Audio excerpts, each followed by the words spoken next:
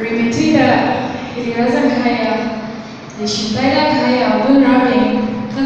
Hilibrazan, Rurbadatwe, Iwi, Sotao, Iwamera, John Rabi, Abunra, Psychorally, Naina, Ripa, Mother's Division, Idle, Ari, Ishabella, Lipamauda, Alimurunda, Mazagar Sai Chilla, Abunra, Pithilaga, Near Pai, Kala, Ishabella, beyond community na jay dihangai ari ina sagida later kay lahi ina leshi taila kaya ishabu bang ina kap khamela ne kala ishabuli sak miena usoda ari diraza kaya duna kala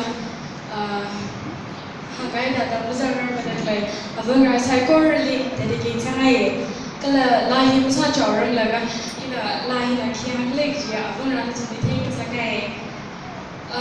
Octavia Lishat your Junkum Sabiame, Ka Henkame, Shukame, Malay with Oye.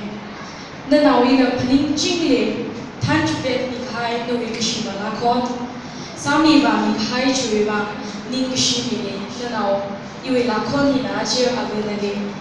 Lady Shida Benting High, no gloom, look a mission, no William. Nui mirin chikat mi iwiba singron singham matela verena somi highway chaili hen kumai belela vereni avu nawi mission puri ko horne atam kichida iwi hor kamataya sira china lako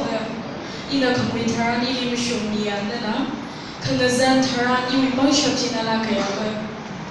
chibui mi bawak shung tharan nui le kichina iwi mirin horne the village,